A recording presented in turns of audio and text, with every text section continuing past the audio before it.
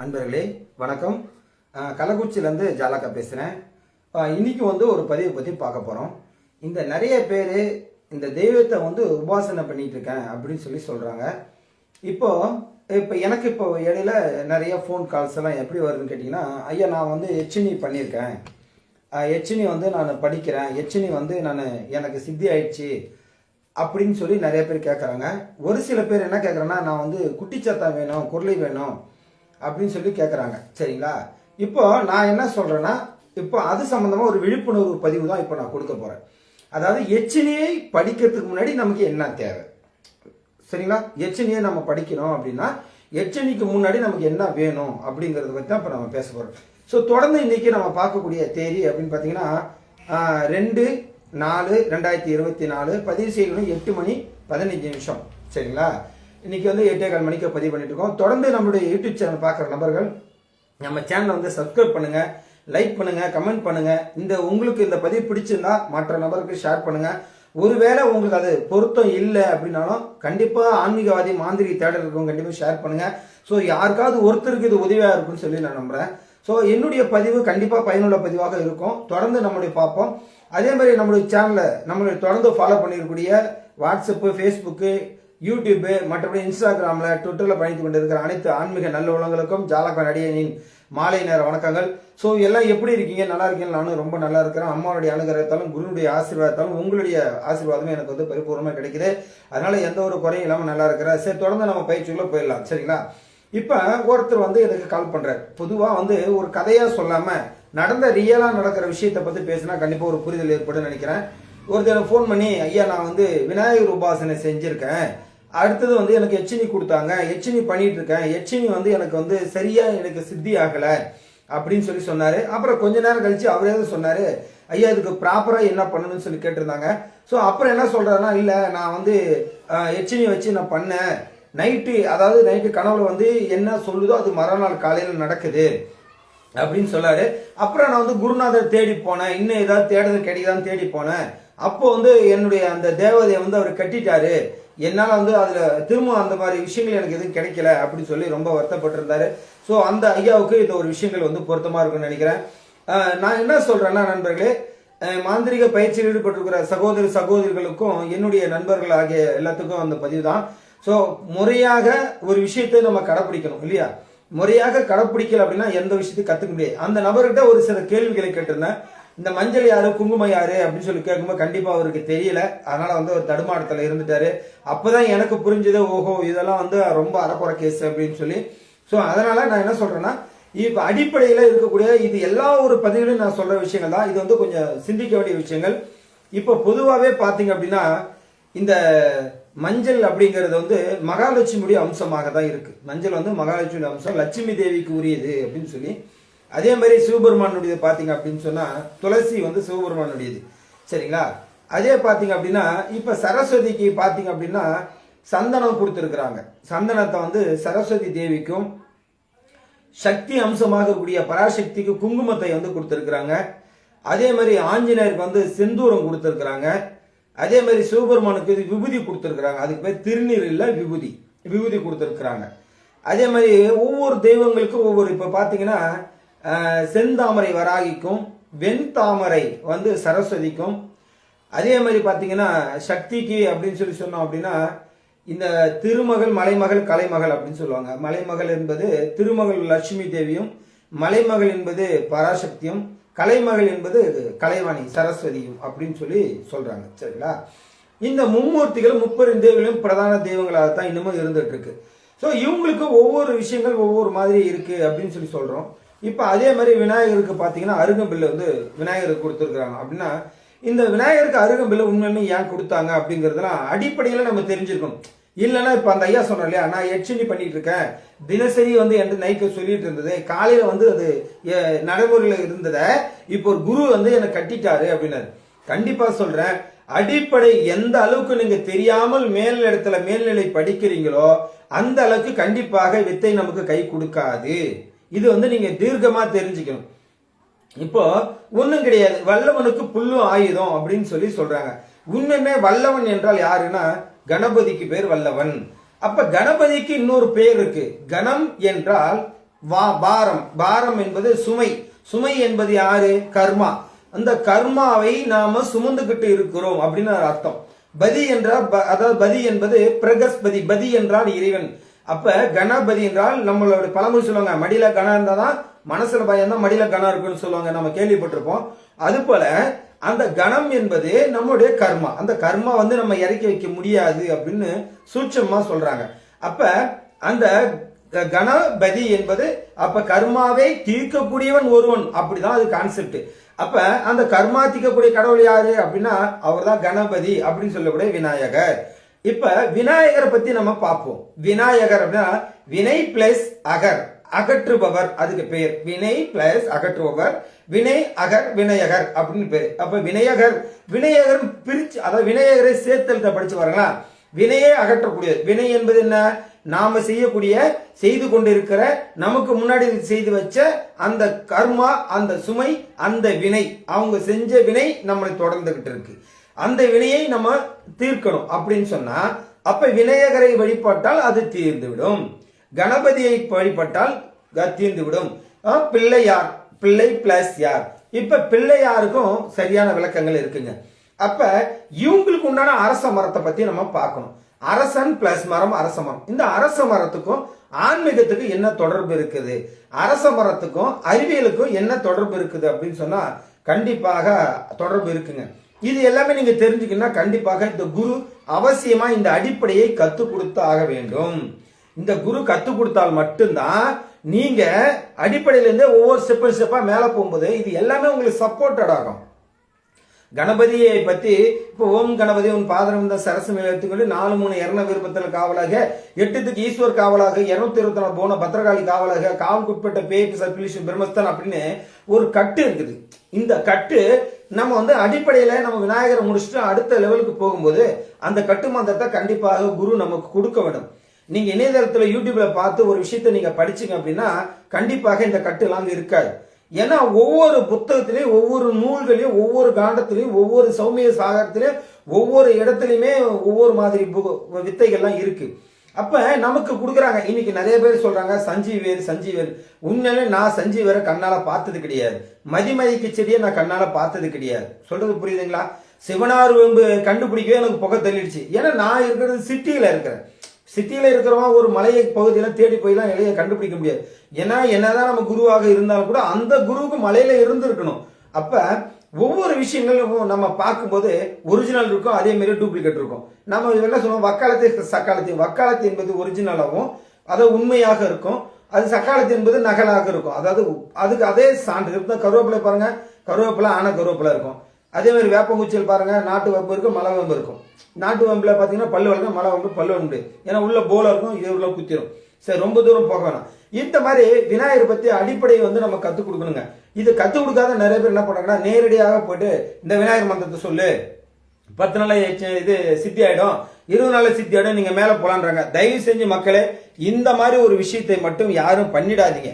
ஏன்னா ஒரு குரு என்பவர் ஆபத்து காலத்துக்கு அவர் உதவணும். அவர் சொல்லிக் கொடுக்கிற வித்தை தான் நம்மளை கடைசி வரையுமே காப்பாற்றும். அப்ப அவர் போய் சொல்றாரு, எனக்கு போனையா என்னுடைய தேவதை கட்டிட்டாங்க அப்படின்றார். உண்மையுமே பாருங்க, கணபதியை நீங்க படிக்கும் போது கணபதியுடைய மொத்த விவரத்தை நீங்க தெரிஞ்சிருந்தா கண்டிப்பாக உங்க தேவதையை அவன் கட்ட முடியாது. ஏன்னா மொத்த வினையை அறுக்கக்கூடியவர் விநாயகர் தான். மும்மூர்த்திக்கு எல்லாம் முதல் மூர்த்தி ஆகப்பட்டவர், சிவபெருமானுக்கு முதல் மூர்த்தி ஆகப்பட்டவர் விநாயகர் பெருமான். அப்ப விநாயக பெருமானே இன்னைக்கு எந்த ஒரு நம்முடைய இந்து மதத்துல எத்தனை கடவுள் 333 கோடி தேவர்கள், என்ன ரிஷிமார், கெம்புடு சித்தர்கள், அஷ்டமான தேவர்கள் சொல்லி எத்தனை பேர் நம்ம அழைத்தாலும் விநாயக பெருமானை முதலில் நம்ம கூப்பிடக்கூடிய காரணம் என்னங்கிறத நம்ம முதலில் நம்ம மாந்திரிக படிக்கிற நபருக்கு சொல்லி கொடுக்கணும். இந்த குருநாதர்கள்லாம் என்ன நினைச்சிட்டு இருக்காங்கன்னு தெரியல. ஏன்ட்டு இன்னைக்கு பேசினவர் நாமக்கல்ல பேசினாரு, கிட்டத்தட்ட 1.5 லட்சம் ரூபாய் அதுக்கு செலவு பண்ணிருந்தா சொல்றாரு. அவங்க கூட சேர்ந்த சில டீம் 4 பேர் 5 பேர் சேர்ந்து ஒன்னா படிச்சு அவங்களும் இதெல்லாம் இழந்துட்டேன் அப்படிங்கிற மாதிரி சொல்றாங்க. அதெல்லாம் கேட்கும்போது ரொம்ப மன வருத்தமா இருக்கு. அவர் கேட்கிற மஞ்சள் யாருங்க தெரியலங்கிறார், குங்குமம் யாருக்குங்கிற அது காளிக்கு தானேன்றார், அது அம்பாவுடைய அம்சம் அவருக்கு தெரியல. சொல்றது புரியுதா இல்லைங்களா? செந்தூரம் யாருடைய அம்சம் கேட்டா அவருக்கு தெரியல. அப்ப விபூதி யாருக்குன்னா அது சிவபெருமானுக்கு தெரியுது. அப்ப ஒவ்வொரு விஷயங்களும் ஒவ்வொன்று. இப்ப சிவபெருமான்கிட்ட வழிபட்டா நமக்கு என்ன கிடைக்கும், அதே சிவன் கிட்ட வழிபட்டா நம்ம என்ன கிடைக்கும், இப்ப எல்லாத்துக்கும் இல்லாம ஒரு ஆஞ்சநேயரை வழிபடுறோம், அவர்கிட்ட நமக்கு என்ன கிடைக்கும்? இப்போ வாயு பகவான் ஆஞ்சநேயர் சொல்றோம், அந்த வாயு ஆஞ்சநேயர் கிடைத்தா நம்ம உண்மையில நமக்கு என்ன கிடைக்கும்? இதெல்லாம் வந்து ஒரு குரு சொல்லி கொடுக்கணும். எப்பா நீ எடுத்திருக்கிற மந்திரத்தை இந்த தீட்சை அடிப்படையாக இது வரும், அப்ப இதை வச்சு நம்ம என்ன செய்யணும், இந்த தெய்வத்தை தான் வழிபட முடியும் அப்படின்னு நம்ம புரிஞ்சுக்கணும், சொல்லிக் கொடுக்கணும். எதுக்குமே இல்லாம ஒரு சில பேர் பார்க்கறோம், சிவ மந்திரத்தை சொல்லித்தரான், ஒரு பக்கம் திருமால் மந்திரத்தை சொல்லித்தரான், ஒரு பக்கம் பிரம்மதேவன் மந்திரத்தை சொல்லித்தரான். கேட்டா 4 எழுத்து மந்திரம், 5 எழுத்து மந்திரம், 6 எழுத்து மந்திரம், 7 எழுத்து மந்திரம், 8 எழுத்து மந்திரம், 10 எழுத்து மந்திரம். அப்ப ஒவ்வொரு மந்திரத்தை கொடுத்துட்டே இருக்கும். மந்திரத்துல ஓர் எழுத்துல இருந்து ஆரம்பிக்குது. ஓர் எழுத்து மந்திரம், 2 எழுத்து மந்திரம் இருக்குது. இந்த 3 எழுத்து மந்திரம் தான் ஓம் சொல்லி சொல்றாங்க. சரிங்களா? அப்ப இப்ப ஒவ்வொரு மந்திரங்களை வந்து அடிப்படையா நம்ம கொடுக்கும்போது இந்த தெய்வத்துக்கு இந்த உபாசனைக்கு இந்த மந்திரம் தான் கொடுக்கணும், அதுதான் முறை. அது அப்படிதான் பண்ணணும். அதெல்லாம் தவிர்த்து விட்டுட்டு இவங்க நெட்டாம்புக்கு ஒரு மந்திரத்தை கொடுத்தாங்க, அந்த ஆளு பாவம் கடைசி வரையுமே எதையுமே கத்துக்கல. சரி, இப்போ இந்த மாதிரி விஷயங்கள்லாம் நம்ம பண்ணா கண்டிப்பா சாத்தியம் ஆகாது. அப்போ முறையாக விநாயகரை வந்து வழிபட்டு விநாயகர் உபாசனை, விநாயகர் வந்து சித்தியான பிறகுதான் நாம அடுத்தது முருகரை எடுக்கணும். முருகர் உபாசனை முழுமையாக முடியணும். ஏன்னா வேதத்தை கத்துக் கொடுக்கறோன்னு விநாயகரை வந்து அடிப்படை முடிச்சா வேதத்தை கத்துக் கொடுக்கிறோம் முருக பெருமான், சாஸ்திரத்தினுடைய நாயகன், அவர் தான் நமக்கு கத்துக் கொடுக்கணும். ஏன்னா இந்த இந்த முருகர் தீட்சையில தான் நமக்கு நிறைய விஷயங்கள் கிடைக்க வரும். இப்போ என்கிட்ட மாந்திரிகம் படிக்கிற நபர்கள் என்னன்னா, இப்போ ஃபர்ஸ்ட் பாத்தீங்கன்னா விநாயகர் உபாசனை கொடுப்பேன், விநாயகர் உபாசனை கொடுத்த உடனே அடுத்தது முருகர் உபாசனை கொடுப்பேன். முருகரை முடிச்ச உடனே அடுத்தது எனக்கு தெரியும் எச்சினி, பகவதினி, காளி எந்த மாதிரி இருக்குது அப்படின்னு சொல்லி அந்த விநாயகர் முருகரை முடிக்கிறதுக்குள்ளாரியே நமக்கு அவனுக்கு என்ன வருதுங்கிறது நமக்கு தெரிஞ்சிடும். ஏன்னா நம்ம சொல்லிக் கொடுத்த வித்தையில அவங்க படிக்கிறாங்க இல்லையா, கண்டிப்பா தெரிஞ்சிடும். அப்ப அதுல இருந்து நம்ம என்ன அவங்களுக்கு கொடுக்கணும் நமக்கு குருவுக்கு தான் தெரியும். நேரம் வந்து சுடல மாடம் கொடு, கருப்பசாமி கொடுனா கொடுக்க முடியாது, கொடுக்கறது சாத்தியம் கிடையாது. அந்த மாதிரி யாராவது எண்ணங்கள் இருந்தா கண்டிப்பாக நீங்க வித்தை படிக்காதீங்க, கண்டிப்பாக அது நடைமுறைப்படுத்தாது. ஒரு சில பேர் பாத்தீங்கன்னா, ஐயா எனக்கு என் குலசாமியை இறக்கி கொடுமா. உண்மையுமே குலதெய்வங்கள் வந்து நிறைய விஷயம், குலதெய்வத்தை வந்து ஒரு பொருளாக நிறுத்த முடியாது. கருப்பசாமியில இருக்கா, முனீஸ்வரன் இருக்கா, மாடன்ல இருக்கா, காளியில இருக்கா, செல்லியம்மன்ல இருக்கா, பாஞ்சாலியில இருக்குதா, மற்ற எசக்கியம்மன்ல இருக்குதா, இல்ல இருக்கிற ஐயனாறுல இருக்கா, எந்த தெய்வத்துல குலதெய்வங்கள் இருக்கு அப்படின்னா உண்மையுமே எனக்கு தெரிஞ்ச அனுபவத்துல இந்த தெய்வத்தின் அடிப்படையில் தான் குலதெய்வம் இருக்குங்கிறதுலாம் கிடையாது. அதுக்கு தான் வரக்கூடிய 5ஆம் மாசம் 5ஆம் தேதி நான் பயிற்சி போடுறேன், ஆன்லைன் கிளாஸ் போடுறேன். கண்டிப்பாக நீங்க அதுல வந்து கத்துக்கலாம். குலதெய்வம்னா என்ன, குலதெய்வத்தை எப்படி கண்டுபிடிக்கிறது, குலதெய்வத்தினுடைய மகிமை என்ன, குலதெய்வத்தை வீடு அழைக்கக்கூடிய ரகசியம் என்ன, குலதெய்வத்தை எப்படி மற்ற கோயில் வந்து அதை இணைப்பு கொடுத்தாங்க, அதனுடைய சூட்சமம் என்ன, அதனுடைய தாற்பயம் எப்படி இருக்கும், இந்த மாதிரி விஷயங்களை நான் வந்து பயிற்சியாக கொடுக்க போறேன். கண்டிப்பாக கட்டண பயிற்சி தான். தேவைப்படுறவங்க கால் பண்ணுங்க, அதனுடைய லிங்க் இருக்கு, நீங்க லிங்க் வாட்ஸ்அப்ல இணைஞ்சுக்கோங்க. எல்லாருமே அதுல வந்து இணைஞ்சிட்டு இருக்கீங்க. முக்கியமான விஷயத்த சொல்ல மறந்துட்டேன், அந்த வாட்ஸ்அப் குள்ள எல்லாருமே இணைஞ்சிருக்கிறீங்க. நான் இப்போ வந்து உங்களுக்கு ரெக்வஸ்ட் ஜாயின் பண்ண மாட்டேன், நீங்க ரெக்வஸ்ட்ல இருங்க. ஏன்னா நான் அப்ரூவல் கொடுத்தா மட்டும்தான் அது உள்ள ஜாயின் ஆகும். நான் பக்கமா வந்து தான் நான் அப்ரூவல் கொடுப்பேன். கண்டிப்பா அப்ரூவல் கொடுக்கறதுக்கு முன்னாடி உங்க எல்லாத்துக்கும் நான் ஃபோன் பண்ணி பேசுவேன் நண்பர்களே. அதனால நீங்க யாரும் கவலைப்படாதீங்க. ஏன்னா நம்ம வந்து ரெக்வஸ்ட் கொடுத்துட்டுமே இன்னும் ஐயா வந்து நம்ம அப்ரூவல் கொடுக்காம இருக்காரு, யாரும் வருத்தப்படாதீங்க. தினசரி எத்தனை பேர் உள்ள வரைக்கும் நான் பார்த்துக்கிட்டு தான் இருக்கேன். கண்டிப்பாக உங்களுக்கு நான் கால் பண்ணி பேசுவேன். ஏன்னா என்ன கால தூரங்கள் இன்னும் தூரமா இருக்கு இல்லையா, ஸோ அதனால கொஞ்சம் நான் வெயிட்டிங்ல இருக்கேன், வேறலாம் ஒன்றும் கிடையாது. சரி, அப்போ நேரடியாக ஒரு எச்சின் எடுக்கிறோம்னா கண்டிப்பா எச்சின் எடுக்க முடியாங்க. இப்போ என்கிட்ட படிக்கிறவங்களுக்கு என்னன்னா, ஃபர்ஸ்ட் விநாயகரையும் முருகரையும் கொடுத்துட்டு அப்ப எச்சினியை கொடுக்குறோம்னு வச்சுக்கங்களேன். அந்த எச்சினியை படிக்கும் போது மட்டும்தான் தொழில் முறையாக வர முடியும். புரியுதுங்களா? இப்ப நம்ம ஒரு விநாயகர் மந்திரத்தை ஒரு 48 நாள் பண்றோம், ஒரு முறை 48 நாள்ல கிடையாதுன்னு வச்சுக்கீங்களா. 48 நாள் போனா அவன் ஆயுசு முடிஞ்சிடும், அவன் மந்திரத்தெல்லாம் படிக்க முடியாது. அப்ப ஒரு குறிப்பிட்ட கால அளவு மற்ற தெய்வத்தைக்கும் அடுத்த ஒரு தெய்வம் பண்ணும்போது எச்சினியை வரும்போது தொழில் முறையாக பயிற்சியில வரணும். மையினா எப்படி அரைக்கணும், புல்லுருவினா எப்படி கொடுக்கணும். இப்ப என்கிட்ட ஒரு ஆளு மந்திரி படிக்கிறார், அவருக்கு வந்து தெரியல, புல்லுருவி பத்தி தெரியல. அப்ப நான் சொன்னேன், ஐயா புல்லுருவி தெரியுமா அப்படின்னா என்னங்க ஐயானாரு.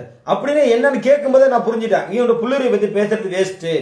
அப்ப நான் சொன்னேன், ஐயா புல்லுருவின்னு ஒரு சப்ஜெக்ட் மாந்திரத்தில் இருக்கு, அது ரொம்ப வேலை செய்யும், வசிய வேலை செய்யும், இன்னொரு வேலையும் செய்யும். அதனால வந்து நீங்க வாங்க, அதை நான் உங்களுக்கு எப்படி எடுக்க நான் கத்து கொடுத்துட்றேன்னு. அதே மாதிரி அவரை வர வச்சு அதுக்கு முன்னாடியே ஒரு இடத்துல புல்லுருவி இருந்ததை போய் பார்த்துட்டு வந்து அவர் அதுக்கு தகுந்த மாதிரி டைமிங்ஸ் அவர் சொன்னா கரெக்டா பஞ்சுவாலிட்டியா நான் சொன்ன டைமுக்கு வந்துட்டாரு. கரெக்டாக அவரை கூட்டியே போய் அந்த பிரம்ம முகூர்த்தத்திலேயே நான் அவர்கிட்ட வந்து அந்த மாதிரி இந்த இடத்துல இப்படி இருக்குன்னு சொல்லி அவரை கூட்டு போய் அவருக்கு முன்னாடியே நான் வந்து டெமோ காட்டிட்டேன். ஏன்னா தொட்டு காட்டா வித்த சுட்டு போட்டாலும் வராது. அப்போ டெமோ காட்டி அதன் அடிப்படையில் தான் அவர் அந்த புல்லுரியை நான் காப்பு கட்டி எடுக்க வச்சேன். அப்போ சொன்னேன், ஐயா மரத்தில் இருந்தால் இப்படி எடுத்துக்கலாம், தர மட்டத்தில் இருந்தால் இப்படி தான் எடுக்கணும்னு. ஸோ இதுக்கு அதுக்குமே மெத்தடு ஃபார்மெட் எல்லாம் ஒன்று தான், ஒரு சின்ன இடத்துல அலைன்மெண்ட் மட்டும் மாறும், அவ்வளோதான் அப்படி சொன்னேன். உண்மையுமே இன்னைக்கு அந்த நபர் எங்க பார்த்தாலும் புல்லுரியை கொண்டு சேமிச்சு வச்சிருக்காரு. அவருடைய ஒரு அச்சீவ்மெண்ட் என்னன்னா 108 வகையான புல்லுரியை ஒன்றாக சேர்த்து அதையெல்லாம் அரைச்சி ஒரு மையாக்குனா அது எந்த அளவுக்கு சாத்தியமாகும் அப்படின்னு சொல்லி அவர் என்கிட்ட கேட்டிருந்தாரு. அதுக்கான சில விளக்கங்களை சொல்லியிருந்தா கண்டிப்பா அவர் சேர்த்து வச்சுக்கிட்டு வர்றாரு. ஒவ்வொரு புள்ளியும் எடுத்து பதப்படுத்தி காய வச்சு பேர் எழுதி சீட்ல போட்டு பேக் பண்ணி வச்சுட்டு வர்றாருன்னு வச்சுக்கலாம். அப்ப 108 வகையான புல்லுரியை யோசிச்சு பாருங்க. அப்பெல்லாம் தான் உண்மையுமே எல்லா புல்லுரியும் கிடைச்சிரும். இந்த மூங்கில் மரத்து புல்லுரிவு மட்டும் அவ்வளவு சீக்கிரம் நமக்கு கிடைக்காது. ஏன்னா அந்த புல்லுரிவு லாஸ்ட் டெட்டன்ல மேல போய் தான் அந்த குருவி உட்காரும். அதை எச்சப்படுறதுனால தான் புல்லுரிவு வருது இல்லையா? அப்ப அங்க இருந்தெல்லாம் எடுக்க முடியாது, ரொம்ப கஷ்டம். சரி, அது கூட ஒரு சில இடத்துல கேட்க நமக்கு நேரங்கள் நல்லா இருக்கணும், தெய்வங்கள் துணை இருந்தால் கண்டிப்பா ஏதோ ஒரு இடத்துல நமக்கு கிடைச்சி விடும். அப்படி இப்ப நிறைய பேர் பாத்தீங்கன்னா கோரோசனை, இந்த கோரோசனை நிறைய பேருக்கு பாத்தீங்கன்னா அதுல உண்மையுமே தெரியல. கோரோசனை ஒரு கஸ்தூரி மான், அந்த மான்ல இருந்து எடுக்கக்கூடிய பொருள் தான் கோரோசனை. ஆனா நிறைய பேர் என்ன பண்றாங்க கேட்டீங்கன்னா, இந்த வேதி பொருள் என்பது சொல்லக்கூடிய இந்த கெமிக்கல் எல்லாம் கலந்து ஒரு காயின் மாதிரி வச்சுக்கிறாங்க. அது உள்ளார அப்படி கடுகு மாதிரி குடுக்குடுன்னு இருக்கும், அதை எடுத்து போட்டு இதான் கோரோசனைன்றாங்க. கண்டிப்பா கிடையாது, அந்த மாதிரி கிடையவே கிடையாது. கோரோசனை அந்த மான் நிறைய பேர் கஸ்தூரி மானை பார்த்திருக்கவே வாய்ப்பு கிடையாது. இந்த மலைப்பிரதேசத்துக்கும் பார்த்திருப்பாங்க, ஆனா அது கஸ்தூரி மான் மாதிரியே இருக்காது. அதுதான் பிரச்சனையே. மான் மாதிரி இருந்துச்சுன்னா நமக்கு தெரிஞ்சிடும், இதுதான் கஸ்தூரி மான் அப்படின்னு. அப்படிலாம் கிடையாது. ஏன்னா எந்த அளவுக்கு ஒரு பொருள் நமக்கு கிடைக்க கஷ்டமா இருக்கோ அந்த அளவுக்கு அந்த பொருள் வேலை செய்யும். ஈஸியா எளிதில் கிடைச்சிடாது. மதிமயக்கி செடி கொண்டு வந்தா மதிமயங்கணும்னு சொல்லுவாங்க, ஆனா அந்த மதிமயக்கி செடிக்கு பக்கத்துல நம்ம போகவே முடியாது. அதுதான் பிரச்சனை. இப்ப பஞ்சபட்சி மூலிகை எப்படின்னா நரி மிரட்டி அப்படின்னு சொல்றாங்க, நரி மிரட்டின்றாங்க, நரி விரட்டின்றாங்க. உண்மையுமே அந்த பஞ்சபட்சி மூலிகைய நிறைய பேர் நான் போய் பஞ்சபட்சி மூலிகை காப்பீட்டு எடுக்கும் போதெல்லாம் பார்த்திருக்கோம். ஆனா அந்த பஞ்சபட்சி மூலிகை நாங்க ஒரு மூலிகை பார்த்தா அது ஒரு மூலிகை, அங்க 4-5 ரகமா இருக்குது பஞ்சபட்சி மூலிகை. அப்ப பஞ்சபட்சி மூலிகை இந்த மூலிகையா, இந்த நரி வெரைட்டியா, அந்த நரி வெரைட்டியா அப்படி நம்ம அது தெரிஞ்சுக்கவே நமக்கு ரொம்ப டைம் பத்த மாட்டேங்குது.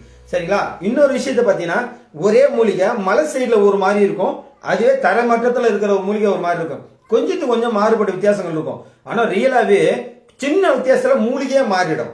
இதுதான் பிரச்சனை. அப்ப இதெல்லாம் கண்டுபிடிக்கணும், கண்டிப்பா குரு நமக்கு அவசியமா வேணும். இப்ப வெளிப்படையா குரு சொல்லிக் கொடுக்கணும், இந்த மூலிகை இப்படிதான் இருக்கும் அப்படின்னு. இப்ப நிறைய பேர் பாத்தீங்கன்னா வெள்ளை இருக்குல்ல, இந்த வெள்ளை இருக்குல்ல நிறைய பேர் கொண்டு வந்து காப்பு கட்டி எடுத்தவங்கள நான் பார்த்திருக்கிறேன். வீட்டுல கட்டுறாங்க, கோயில் வைக்கிறாங்க, பூஜை ரூம் எல்லாம் ஓகே. ஆனா அந்த வெள்ளருக்குனுடைய ஆதிக்கம் என்ன, வெள்ளருக்கு மட்டும் ஏன் இந்த அளவு வேலை செய்யுது அப்படின்னா, வெள்ளருக்கு வந்து நேரடியாக அதாவது கதிரவனுடைய நேரடி கட்டுப்பாடு.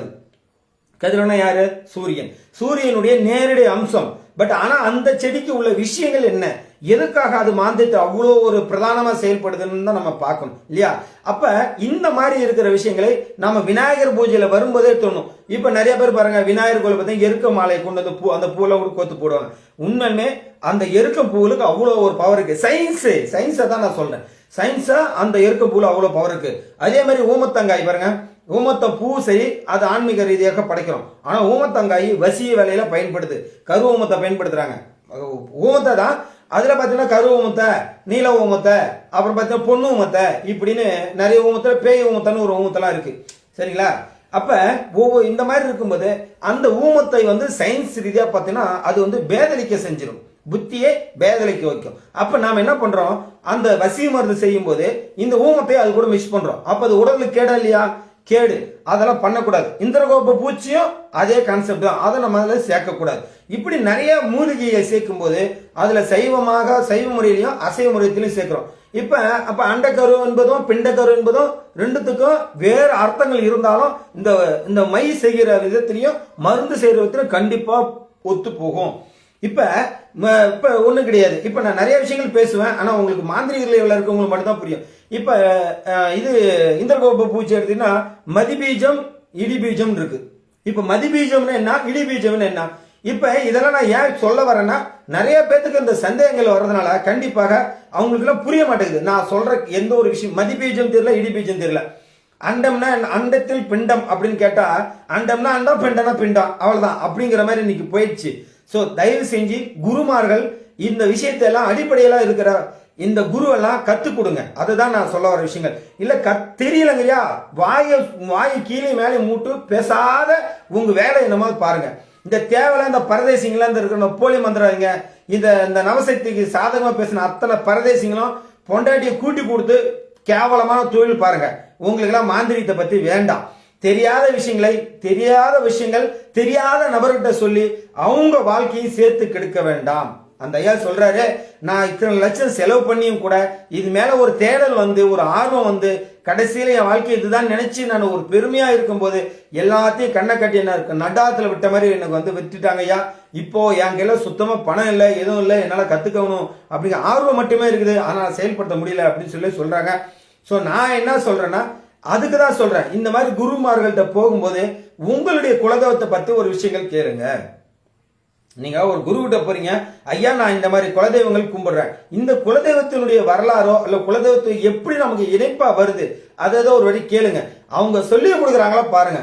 அப்படி இல்லையா, ஐயா இந்த மாதிரி என் வீட்டுல இப்படி இருக்கு, உங்களால ஏதாவது சில விஷயங்கள் சொல்ல முடியுமா அப்படின்னு கேளுங்க. வெளிப்படையா கேளுங்க.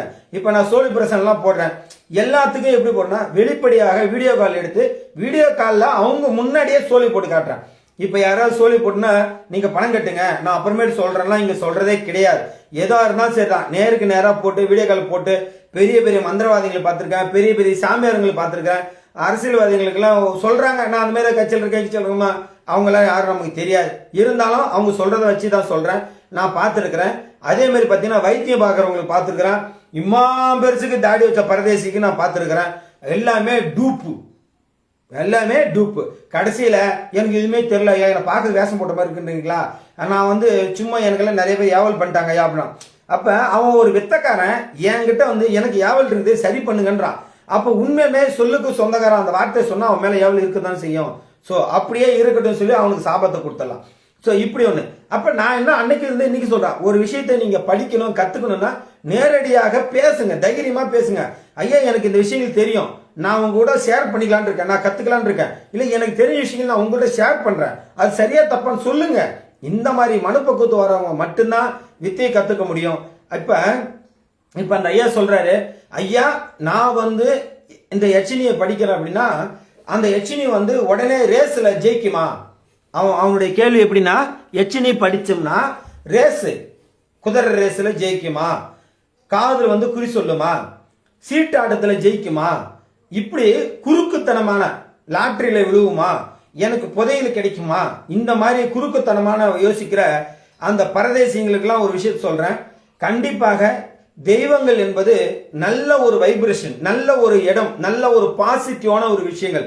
நமக்கு அறியாம நமக்கு நடக்கக்கூடிய விஷயங்களை, நமக்கு பின்னாடி இருக்கக்கூடிய விஷயங்களை ஏதோ ஒரு ரூபத்துல அதை நமக்கு தெரியப்படுத்தும். ஸோ அதனால அந்த விஷயத்திலிருந்து நீங்க தப்பிச்சுக்கலாம். கொஞ்சத்துக்கு கொஞ்சம் உங்க கர்மால இருந்து உங்க கர்மாவை குறைச்சிக்கலாமே தவிர அதை விட்டுட்டு நான் நேரம் குடிச்சாத எடுத்தா நான் போய் பேங்க்ல கொள்ளையடிக்கலாம், நேரம் குடிச்சாதான் அடுத்த முன்னாடி விஷயம் பண்ணலாம், நேரம் குடிச்சாதான் எதிரி மாரணம் பண்ணிடலாம், நேரம் குடிச்சதை கொண்டாதான் வீட்டுல உட்காந்தே காசு கொட்டலாம், நேரம் குடிச்சதான் வீட்டுல பணம் பிடிட்டு கொட்டும், இந்த மாதிரி யோசனை பண்ற வர பரதேசிங்க தயவு செஞ்சு மாந்திரிகத்துக்கு நீங்க வராதிங்க, எனக்கும் போன் பண்ணாதீங்க, என்கிட்ட எதுவும் கேட்காதீங்க.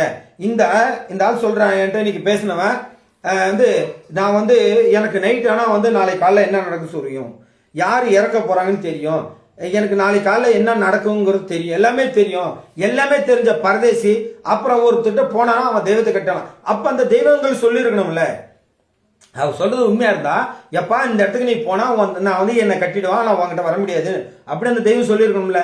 அப்ப அந்த தெய்வம் ஏன் சொல்லலைன்னா அப்ப இவன் சொல்றது பொய், அப்போ இவன் சொல்றது பொய்.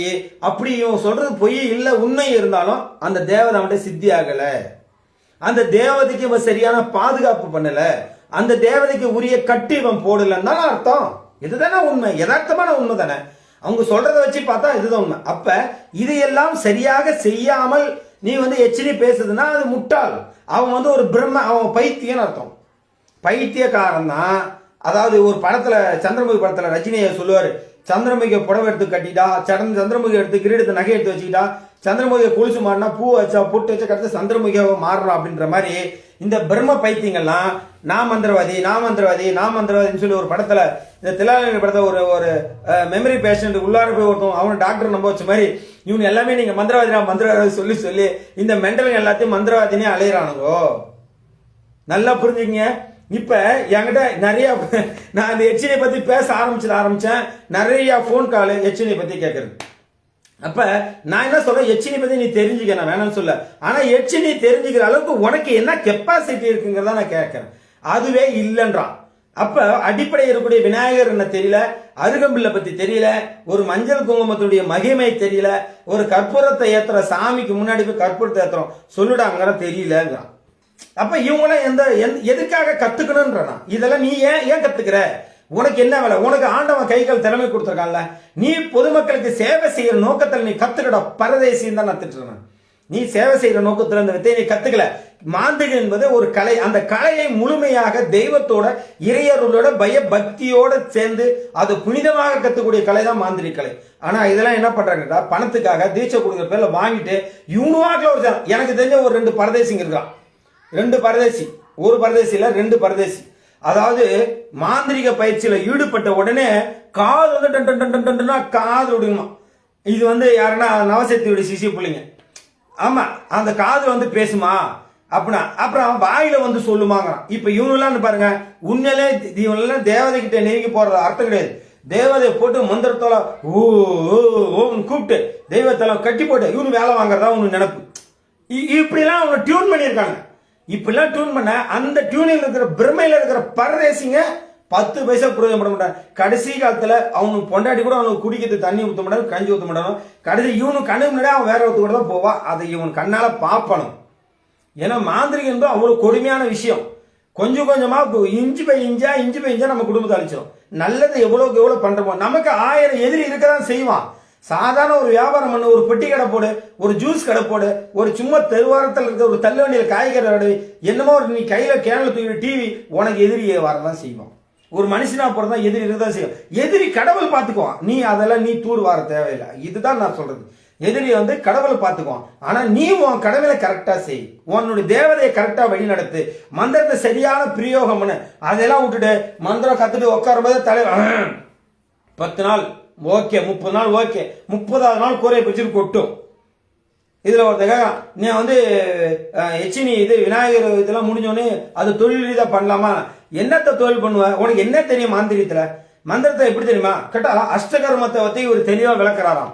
அஷ்டகர்மத்துல இருக்க பரதேசி அஷ்டகர்மத்தையும் போக தேவைடா, அருகம்புல பத்தி சொல்ற, அரச மரத்தை பத்தி சொல்றான்னு தெரியலங்கிறான். அப்புறம் கேட்டா ஐயா உங்களை மாதிரி யாரும் சொல்லல, யாரும் கத்துக்கலாம், நீ அந்த மாதிரி ஆளு. நான் இந்த மாதிரி குருநாதர் நிறைய பேரை பார்த்து பேசினா அவன் சொல்றான், ஐயா என் மேல தப்பு கிடையாது. அவன் வரும்போதே வரான், ஐயா இந்த எவ்வளவு கேட்கறியா நான் பணத்தை கொடுத்துட்றேன். 30 நாளா 48 நாளா ஒரு மண்டலம் முடியுதா? ஒரு மண்டலம் முடிஞ்சோடனே நான் மந்திரம் சொன்னா வேலை செய்யுமா? வசியம் பண்ண முடியுமா? ஒரு மண்டலம் முடிஞ்சோடனே ஒருத்தன் பேதனம் பண்ண முடியுமா? ஒரு மண்டலம் முடிஞ்ச ஒருத்தன் கட்டுக்கட்ட முடியுமா? சம்மணம் பண்ண முடியுமா? இப்படி வரவெல்லாம் ஒரு தொலைநோக்கு பார்வையிலேயே வரும்போது நான் மட்டும் என்ன சாமி பண்ணுவேன்? நான் சொல்றேன் ஒரு இடத்துல அரசமரத்தை பத்தி தெரிஞ்சுக்கிட்டேன்னா அதை தெரிஞ்சு நான் என்ன பண்ண போறேங்கிறான். ஒருத்தவங்க வந்து மஞ்சள் குங்குமம் தெரிஞ்சுக்கிட்டேன்னா அதுல எனக்கு ஏன் சாமி பூஜை வச்சா போதுதானே அப்படிங்கிறான். இந்த மாதிரி இருக்க ஒன்று நம்ம எதை சொன்னாலும் ஏறாதையா. என்னமோ ஒண்ணு அவன் ஏமாறுறது முடிவாகி போச்சு. அவன் எங்கேயோ போய் ஏமாறுற, என்கிட்ட ஏமாந்து போட்டுருந்தா நான் எதையும் சொல்றதில்லன்றான். இப்படியும் சில பேரை நான் சந்திச்சிருக்கேன். அதுக்கான ஆதாரம்லாம் நம்மகிட்ட கிடையாது. அவங்க சொல்ற சில வாய்மொழிகளும். இப்ப குலதெய்வத்தை பத்தி நான் ஒரு ஆராய்ச்சி பண்ணியிருக்கேன். அந்த ஆராய்ச்சியில பண்ணும்போது சில நண்பர்கள், மாந்திரிகவாதிகள், ஆன்மீகவாதிகள், பழைய காலத்து நண்பர்கள், முதியோர்கள், இவங்களெல்லாம் நான் ஆராய்ச்சி பண்ணும்போது அவங்ககிட்ட சில பொக்கிஷமாக கிடைக்கப்பட்ட ஆன்மீக தகவல் எல்லாத்தையும் ஒன்னா சேகரிச்சு என்னுடைய மொத்த உழைப்பும் போட்டுதான் குலதெய்வம் என்றால் என்ன அப்படிங்கிற பயிற்சி நான் நடத்துறேன்.